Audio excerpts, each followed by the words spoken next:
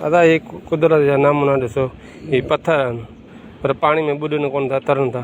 जरा विझी पानी में।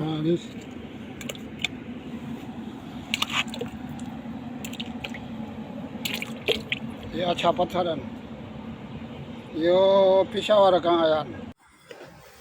दोस्तों हिकिड़ो बैत आहे शाद लतीफ़ भटाई जो, जंहिंमें आहे ज़िक्र त पहण तारी तूं। बैत ॿुधिजो पोइ तव्हां इहो प्रैक्टिस बि ॾिसी वठिजो।